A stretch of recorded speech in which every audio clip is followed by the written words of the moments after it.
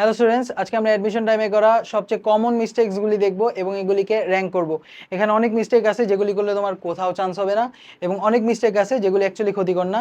So তুমি কোন কোন মিস্টেকগুলি করতেছো আমাকে অবশ্যই জানাবা। তো চলো শুরু করি, আর কোনো কিছু যদি মিস হয়ে থাকে সেগুলিও জানাবা। দেখো, মেইন বই না পড়া, ইঞ্জিনিয়ারিং আর ভার্সিটি পার্সপেক্টিভ থেকে চিন্তা করলে মেইন বই না পড়লে কোনো সমস্যা নেই, তুমি যদি টপিক ক্লিয়ার থাকে তাইলেই হয়ে যেতেছে। বাট তুমি যদি মেডিকেল ক্যান্ডিডেট হয়ে থাকো, মেইন বই না পড়লে কিন্তু চান্স হবে না ভাই, এটা তুমি জানো, আমিও জানি, সবাই জানে, ঠিক আছে। নেক্সট, কোয়েশ্চেন ব্যাংক সলভ না করা, this is one of the এটা অনেক ভয়াবহ একটা ভুল। কারণ কোয়েশ্চেন ব্যাংক সলভ না করলে তুমি একটা ইউনিভার্সিটি কি টাইপের কোয়েশ্চেন দেয়, কি প্যাটার্নে কোয়েশ্চেন দেয়, এই সম্পর্কে কোনো আইডিয়াই থাকবে না। তো চান্স কিন্তু মিস হয়ে যেতে পারে সেক্ষেত্রে। সো কোয়েশ্চেন ব্যাংক অবশ্যই পড়তে হবে, মিনিমাম একটা আইডিয়া থাকতে হবে। নেক্সট, শুধু কোয়েশ্চেন ব্যাংক সলভ করা। সো শুধু কোয়েশ্চেন ব্যাংক সলভ করা অ্যাকচুয়ালি ভয়াবহ একটা ভুল। এমন না যে চান্স মিস হয়ে যাবে, বাট শুধু কোয়েশ্চেন ব্যাংক যদি সলভ করো, এক্ষেত্রে তোমার কনসেপ্ট যদি ক্লিয়ার না থাকে সেক্ষেত্রে কিন্তু সমস্যা হতে পারে, ঠিক আছে। সো কোয়েশ্চেন ব্যাংক পড়ো, বুঝে বুঝে পড়ো। আচ্ছা, নেক্সট, প্রেম ভালোবাসা ভাই। সো আমাকে কেউ যদি জিজ্ঞাসা করে যে ভাই অ্যাডমিশন টাইমে কি প্রেম করবো কিনা, একটা রিলেশনশিপে যাবো কিনা, দেখো আমি তো তোমাকে না করতে পারবো না, আমি যাই বলি, আমি এখানে যদি এটারে চান্স মিসও বলি, অনেকে প্রেম করবাই। সো এক্ষেত্রে আমি যেটা বলবো যে না করাই বেটার। যারা আগে থেকে করতেছো তাদেরকে তো আর কিছু বলার নাই আমার, বাট যারা অ্যাডমিশন টাইমে শুরু করতে চাইতেছো যে করব কি করব না, তাদেরকে বলবো হ্যাঁ না করাই ভালো, একদম সোজা কথা। নেক্সট, চ্যাপ্টারের প্রায়োরিটি মেনটেন না করা। দেখো, অনেক পোলাপান আছে কি করে, শুধু ভেক্টরেরই প্রথম উইকে শুধু ভেক্টর নেয়, ভেক্টর চ্যাপ্টারে একদম 30-40টা ক্লাস করতে থাকে, এই ভাইয়ের ক্লাস করব, ওই ভাইয়ের ক্লাস করব, মানে ভেক্টর ভেক্টর মার্চেন্টের কাছে যাবে। বাট প্রবলেম হলো যে ভেক্টর থেকে কোশ্চেন আসবে কয়টা? একটা ইজি কোশ্চেন আসবে, ইদার নদী নৌকা আসবে, নাহলে কার্ল ডাইভারজেন্স গ্রেডিয়েন্ট থেকে আসবে, নাহলে বেসিক ভেক্টরস থেকে আসবে। এই তিনটা থেকে আর কিছু আসতে পারে বলো? এই তিনটা বাদে আর কিছু আসতে পারে না। তো খুবই বেসিক কোশ্চেন আসবে তোমার। তো এক্ষেত্রে তুমি ভেক্টরে যদি বেশি সময় দাও, তাহলে অন্যান্য চ্যাপ্টারে সময় কম দিতে হবে, তাই না? তো সেক্ষেত্রে অবশ্যই চ্যাপ্টারের প্রায়োরিটি যদি তুমি মেনটেন না করতে পারো, it will B a big problem. আমি তোমাকে বলবো যে ভয়ানক একটা ভুল। নেক্সট, রাত জাগা। সো অনেক স্টুডেন্ট কী করে, দিনের বেলা পড়তে পারে না, রাত জাগে। আমিও করতাম, আমার টাইমে আমি রাত জাগতাম। আমি কি করতাম আমি বলি তোমাকে, আমি রাত 2টা পর্যন্ত পড়তাম, দেন 2টা পর্যন্ত পড়ে রাত 2টা বা 3টার দিকে ঘুম দিয়ে সকাল 9টা বাজে উঠতাম, আবার 9টা থেকে আবার সারাদিন পড়তাম। সো আমি একটা জিনিস খেয়াল করছিলাম যে আমি সকাল 9টা-10টা থেকে শুরু করে সন্ধ্যা পর্যন্ত যতক্ষণ পড়ি, এর চেয়ে বেশি পড়ি হলো রাত্রে। সো একটা সময় কি হয়েছে, অ্যাডমিশন টাইমে আমি পুরোপুরি রাতে সেটেল হয়ে গেছি, যে না ভাই দিনে পড়া লাভ নাই, দিনে এমনও পড়া হইতেছে না, এর চেয়ে ভালো দিনে ঘুমাই। সো এই ডিসিশনটা আমি নিয়েছিলাম। এতে আমার বডিতে অবশ্যই এফেক্ট পড়ছে, রাত জাগা অ্যাকচুয়ালি ক্ষতিকর, তোমার সার্কেডিয়ান রিদম চেঞ্জ হয়ে যাবে। তো সেক্ষেত্রে রাত জাগা ক্ষতিকর, তবে অ্যাডমিশন পার্সপেক্টিভ থেকে যদি বলি ক্ষতিকর না, তবে রাত না জাগাই ভালো। যদি একদমই রাত না জাগা তোমার পড়া হইতেছে না, সেক্ষেত্রে তুমি রাত জাগো, আদারওয়াইজ রাত জাগার দরকার নেই। নেক্সট, শর্ট নোট না বানানো। এটা অ্যাকচুয়ালি অনেক ভয়াবহ একটা ভুল, এটা পরে গিয়া তুমি টের পাবা, এটা তুমি পরে গিয়া টের পাবা। শুরুতে তো তুমি দেখতেছো ওয়াও, ইউনো, ভাইয়ার ক্লাস, ওই ভাইয়ার ক্লাস, এই ভাইয়ার স্লাইড দেখি, ওই ভাইয়ার স্লাইড দেখি, একটু একটু করে সব জায়গা থেকে তুমি কি করতেছো, পড়তেছো, এবং অনেক ভালো একটা প্রিপারেশন হইতেছে, উইকলিতেও তুমি ডমিনেট করে আসতেছো। বাট তুমি যে এত কিছু থেকে এত জায়গা থেকে এই চ্যাপ্টারটা নিয়ে সুন্দর করে সাজাইলা, ওটা যদি তুমি নোট না করে রাখো, পরীক্ষার আগে কি তোমার সেই লেভেলের কনসেপ্ট মনে থাকবে? সব কিছু মনে থাকবে? তুমি যে 5,000 স্লাইড পড়ছো, ওগুলো তো মনে থাকবে না। সুইটারে তোমার কনসাইজ করতে হবে, ছোট করতে হবে, এটা পরীক্ষার আগে গিয়ে তুমি টের পাবা, এবং তখন কিন্তু সবাই বলবে ভাই শর্ট নোট কই, হ্যান্ডবুক কই। সো আমরা কিন্তু হ্যান্ডবুক দিব তোমাকে, ওই মিস্টেকটা ওই মিস্টেকটা মিটিগেট করার জন্য আমি তোমাকে হ্যান্ডবুক দিয়ে রাখবো ইনশাল্লাহ আমাদের অ্যাডমিশন ব্যাচে। আচ্ছা, নেক্সট, পুয়ার ডায়েট। সো অনেকে কি করে অ্যাডমিশন টাইমে প্রোটিন কম খায়, এরপর বাইরে খাবার খায়, বাইরে খাবার খেলে অসুস্থ হয়ে যাবা। আমার নিজের কাহিনী তোমাকে বলি, আমি সেকেন্ড ইয়ারে থাকতে একদিন কি হয়েছে, আমার কলেজে পরীক্ষা দিয়ে আসতেছি। সো পরীক্ষা দিয়ে আইসা আমি চিকেন ফ্রাইয়ের দোকানে গেছি। সো চিকেন ফ্রাই খাইছি, 1 মাস অসুস্থ। পুরা রোজার মাসটা ভাই, রমজান মাস বরকতের মাস, এই বরকতের মাসটা আমার নষ্ট হয়ে গেছে। আমি 12 ঘন্টা ঘুমাইতাম, পরে ওষুধ টষুধ খায়া পরে সুস্থ হয়েছে আর কি। সো অবশ্যই অবশ্যই পুয়ার ডায়েট এটা কিন্তু ভয়াবহ একটা ভুল। হ্যাঁ, ইনাফ প্রোটিন থাকতে হবে তোমার, তোমার ওয়েটের, তোমার ওজনে, কেজিতে ওজনের, তোমার যত কেজি ওজন তোমার তত গ্রাম প্রোটিন লাগবে, জাস্ট বলে দিলাম, সিম্পল ফ্যাক্ট। এটা নিয়ে একটা ভিডিও বানানো যেতে পারে। নেক্সট, 14 ঘন্টার ক্লাস। দেখো 14 ঘন্টার ক্লাস অ্যাকচুয়ালি তোমার জন্য ভালো, আমি আমি মিথ্যা কথা বলবো না, আমি তোমার সাথে লুকাবো না কোনো কিছু। 14 ঘন্টা ক্লাস করা অ্যাকচুয়ালি ভালো, বাট 14 ঘন্টা ক্লাস করার সবার কি ধৈর্য থাকে? থাকে না। সো কি হয়, বেশিরভাগ স্টুডেন্ট ক্লাস শুরু করে, প্রথম কয়েক ঘন্টা 3-4 ঘন্টা করার পর মনে হয় যে এনার্জি নাই ভাই, ফুস। সো মাঝখানে যে ইম্পর্টেন্ট টপিকগুলি ছিল সেগুলি তো তুমি মিস করে আসছো। তুমি 14 ঘন্টার ক্লাস অর্ধেক করলা, অর্ধেক করে বাকি অর্ধেক কে করবে, তাই না? সো তোমার ধৈর্য নাই, সেক্ষেত্রে 14 ঘন্টার ক্লাস কিন্তু তোমার জন্য ক্ষতিকর হয়ে যেতে পারে। এটা তোমার জন্য অ্যাকচুয়ালি ক্ষতিকর হয়ে যেতে পারে, ভেরি ভেরি ক্ষতিকর হতে পারে। তো সেক্ষেত্রে 14 ঘন্টার ক্লাস, হোয়াট ইফ তোমার ধৈর্য যাতে ঠিক রাখে, তো 14 ঘন্টার ক্লাসকে আমরা 3 থেকে 4 ঘন্টায় কনভার্ট করি। সো আমরা কিন্তু আমাদের অ্যাডমিশন বেচে 14 ঘন্টার স্টাডাইংকে 3 থেকে 4 ঘন্টার মধ্যে নিয়ে আসবো। সো অবশ্যই তুমি you can check it out. Next, BUET DU DMC fascination থাকতেই পারে, এটা কোনো সমস্যাই না, কোনো ক্ষতি নাই ভাই। দেখো একটা না একটা পয়েন্টে সবারই বুয়েট ডিউ ডিএমসির ফ্যাসিনেশন থাকবে, এটা কোনো ক্ষতিকর জিনিস না। ইচ্ছা ইচ্ছা থাকতেই পারে, একটা মানুষ মানুষের শখ থাকতেই পারে। তো তুমি বলতে পারো না যে শখের তো কমতি নাই, অবশ্যই শখের কমতি নেই মানুষের। So nothing wrong with you. তোমার বুয়েট ডিউ ডিএমসির প্রতি যদি কোনো প্যাশন থেকে থাকে, ইচ্ছা থেকে থাকে, একটা আবেগ থেকে থাকে, সেক্ষেত্রে there is no problem with you. It's actually good thing, তোমাকে এটা ড্রাইভ করবে সামনে আগায় যাওয়ার জন্য। আচ্ছা, নেক্সট, ইন্টিগ্রেশন স্কিপ করা ভাই রে ভাই, ইন্টিগ্রেশন স্কিপ না করা ইজ অ্যাকচুয়ালি ভয়ানক লেভেলে ভুল। কারণ ইন্টিগ্রেশন থেকে কিন্তু প্রচুর কোয়েশ্চেন আসবে, মিনিমাম 2টা তো আসবেই। বুয়েটে 2টা আসার সম্ভাবনা থাকে, একটা হলো এরিয়া থেকে, একটা হলো নর্মাল ইন্টিগ্রেশন থেকে। এরিয়া থেকে একটা, নর্মাল ইন্টিগ্রেশন থেকে একটা, ইউজুয়ালি এভাবেই কোয়েশ্চেন আসে। তো 20 মার্ক তুমি ছেড়ে দিয়ে আসবা? সো 20 মার্কের মধ্যে মিনিমাম 10 মার্ক তুমি ইজিলি পাইরা যাবা। লাইক তুমি যদি ইন্টিগ্রেশন জীবনে একবার পড়ে থাকো, তুমি এমনিই পারবা। সো ইন্টিগ্রেশন স্কিপ করা অ্যাকচুয়ালি অনেক বড় একটা মিস্টেক হয়ে যাবে। নেক্সট, নিজে প্র্যাকটিস না করা। নিজে প্র্যাকটিস না করলে চান্স হবে না ভাই।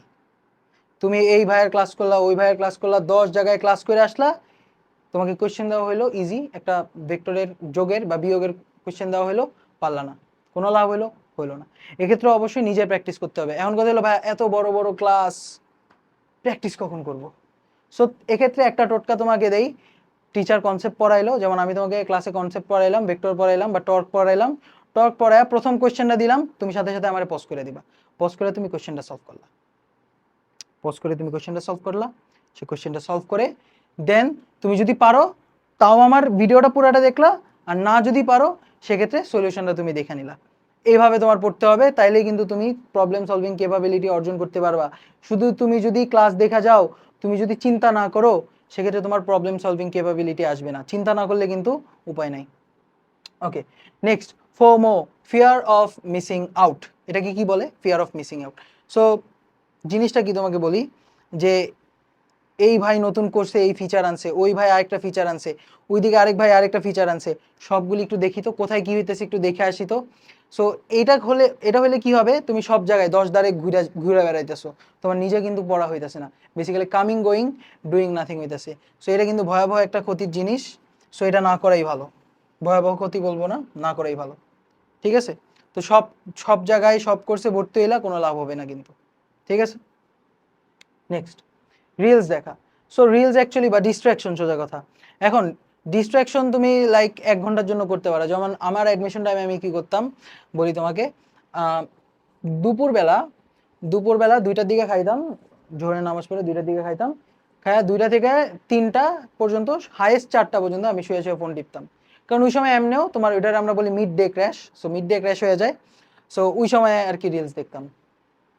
বাট তোমার যদি এরকম হয় অ্যাডিকশনের পর্যায়ে চলে গেছে, 8 ঘন্টা 6 ঘন্টা, ভাই 1 ঘন্টার বেশি যদি তোমার রিলস দেখো, তাহলে এটা তোমার অনেক ভয়াবহ লেভেলের ক্ষতি হবে। রাদার তুমি রিলস দেখা একদম অফ করে দাও, নাহলে দেখলে ম্যাক্সিমাম 45 মিনিটস টু 1 আওয়ার, এর বেশি দেখা যাবে না। তো সেক্ষেত্রে রিলস দেখা কিন্তু ভয়ানক ভুল। ঠিক আছে, না দেখাই বেটার অ্যাকচুয়ালি, না দেখাই বেটার। হাজির স্যারের বইয়ের এমসিকিউ না করা। দেখো তুমি যদি ভার্সিটি ক্যান্ডিডেট হও, ইঞ্জিনিয়ারিং অ্যাডমিশন, মেডিকেল ক্যান্ডিডেট হও, তাইলে তোমার হাজারি স্যারের এমসিকিউ করা ফরজ, করতেই হবে, না করলে ক্ষতি হয়ে যাবে, না করলে ভয়াবহ লেভেলে ক্ষতি হয়ে যাবে, কারণ এখান থেকে ডাইরেক্ট দেখবা কোয়েশ্চেন তুলে দিছে। সো এক্ষেত্রে এটা ভয়াবহ ক্ষতি হবে। আর ইঞ্জিনিয়ারিং ক্যান্ডিডেট যদি হয়ে থাকো, এটা হলো হেল্পফুল হবে হাজারি স্যারের কোয়েশ্চেন সলভ করা। তো সলভ না করলে কিন্তু এটা অ্যাকচুয়ালি চান্স মিস হয়ে যেতে পারে, হাজারি স্যার থেকে কিন্তু কোয়েশ্চেন আসবে। Next, আনঅ্যাম্বিশাস friends. সো এমন অনেক ফ্রেন্ড দেখবা তুমি ওই সময় বলবে যে দোস্ত ভাল লাগে না, পড়াশোনা হবে না, হুদাই বাদ দিয়ে দিই। সো আনঅ্যাম্বিশাস ফ্রেন্ড অ্যাকচুয়ালি তোমার না রাখাই ভালো। দেখো, না রাখাই ভালো, তবে যদি রাখো নর্মাল কথাবার্তা, মানে পড়াশোনা নিয়ে কথা বলবা না ওদের সাথে, ওকে? পড়াশোনা নিয়ে কথা বলবা না। নেক্সট, এক্সাম না দেওয়া। ভাই এক্সাম না দিলে চান্স হবে না। কেন চান্স হবে না? তুমি নিজেই চিন্তা করে দেখো, তুমি যদি এক্সাম না দাও, তুমি টাইমিংটা ক্যাচ করতে পারবে না। দেখো ডিউতে কি হবে, তোমার 60টা এমসিকিউ, 45 মিনিট টাইম, 60টা এমসিকিউ, 45 মিনিট টাইম। আগে কি হইতো, একটা এমসিকিউতে 1 মিনিট পাইতা, এরপরেও বেশিরভাগ স্টুডেন্ট 20-এর কম পাইছে 25। সো অ্যাডমিশন টাইমে কি হবে, বোর্ডের থেকে হার্ডার কোয়েশ্চেন আসবে, ক্যালকুলেটর ইউজ করতে দিবে না, টাইম কম দিবে। আবার তুমি যদি বুয়েট প্রিলির কথা বলো, তোমার 100টা এমসিকিউ থাকবে 60 মিনিটের মধ্যে, মানে 100টা এমসিকিউ 60 মিনিটের মধ্যে থাকবে। সো ভেরি টাফ হবে অবশ্যই। সো এক্ষেত্রে তুমি যদি পরীক্ষা না দাও, তুমি যদি সময় ধরে পরীক্ষা না দাও, ঘড়ি ধরে পরীক্ষা না দাও, সেক্ষেত্রে কিন্তু এটা ভয়াবহ ভুল হবে এবং চান্স না পাওয়ার সম্ভাবনা কিন্তু একদম স্কাই রকেট করবে। এবার নেক্সট, একাধিক ইউনিটের জন্য প্রস্তুতি। এটা অ্যাকচুয়ালি ভার্সিটি অ্যাডমিশন ক্যান্ডিডেট যারা আসো, তারা অনেকেই কি করে, ABCD 4টা ইউনিটেই একসাথে পড়া শুরু করে দেয়। সো এক্ষেত্রে তুমি এটা অ্যাকচুয়ালি না করাই ভালো, তবে অনেকে কিন্তু করে এবং চান্সও পায়। তো তারা কি করে দেখো, একাধিক ইউনিটে যদি তুমি পরীক্ষা দিতে চাও, সেক্ষেত্রে কমন গ্রাউন্ডটা কি, কমন গ্রাউন্ডে আগে ফোকাস দাও, দেন যেই জিনিসটা মিসিং হইতেছে ওইটার প্রতি আবার আলাদা করে ফোকাস দাও। যেমন ইংলিশের কথা যদি বলি, ইংলিশে আলাদা করে ফোকাস দাও। আমাদের কিন্তু এবার ভার্সিটি অ্যাডমিশন ব্যাচে ইংলিশ থাকবে, ঠিক আছে?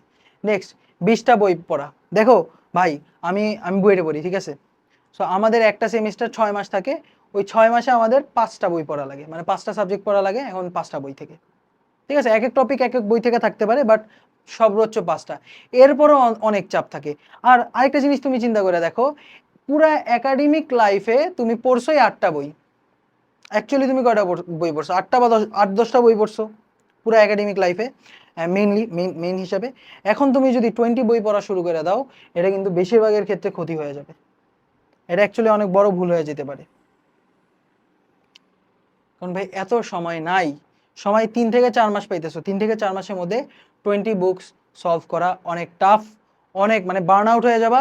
রাদার তুমি যদি কম্প্যাক্ট কোনো ম্যাটেরিয়াল সলভ করো, কম্প্যাক্ট ক্লাস করো, সেক্ষেত্রে এটা তোমার জন্য বেশি হেল্পফুল হবে। Next, triplet mindset. Triplet mindset কি ভাইয়া, আমি একসাথে ডিউতে চান্স পাবো, বুয়েটে চান্স পাবো, মেডিকেলে চান্স পাবো, এটা কি পসিবল? হ্যাঁ পসিবল, অনেকেই চান্স পায়।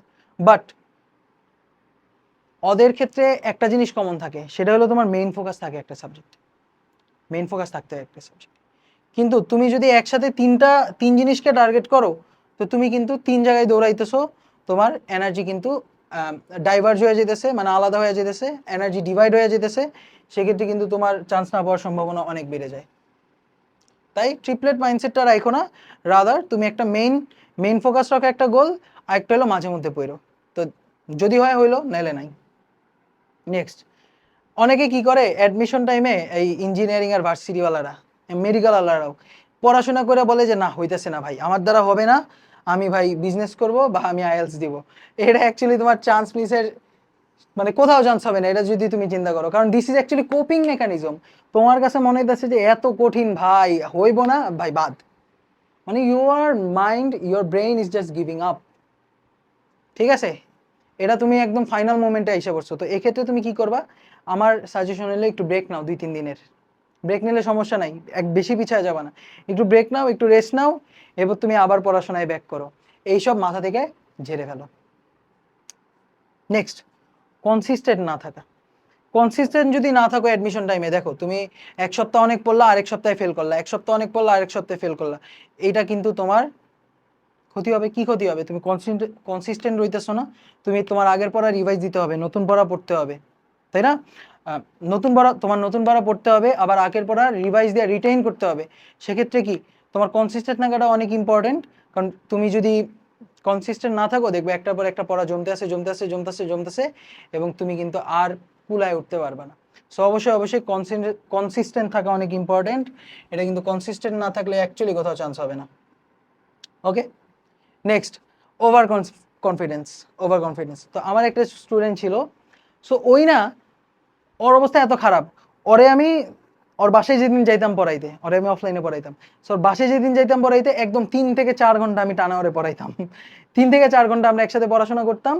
এরপর আমি বাসায় চলে যেতাম, আমি বলতাম এটা করে রাখো, এই কোয়েশ্চেনগুলি করে রাখো, ইনশাল্লাহ পরীক্ষা ভালো হবে। আচ্ছা, ভালো কথা, ভালো হবে। সো এরপর আমি চলে যেতাম, একদিন পরে আবার আসতাম, আয়সা ওরে জিজ্ঞাসা করতাম, আচ্ছা কি কি পড়লা? ওইটা পড়ছো? না ভাইয়া। ওইটা পড়ছো? না ভাইয়া। এটা পড়ছো? না ভাইয়া। কিছুই পড়ো নাই? না ভাইয়া। কখন পড়ছো? ওই যে আপনি এসে পড়াইছেন, এরপর আমি আর পড়ি নাই। তো ওই স্টুডেন্টও, আমি বলছি যে ভাই এভাবে হবে না, তুমি ওরে রিয়েলিটি চেক দেওয়ার অনেক ট্রাই করছি, বাট ওই বলছে না ভাইয়া হবে, আমি যদি একটু একটু ট্রাই করি তাহলে হবে। ওই লিটারালি ভাই বুয়েট পিলের 1 সপ্তাহ আগ পর্যন্তই বলতেছিল যে আচ্ছা সিএসসি নিব না ট্রিপল নিব।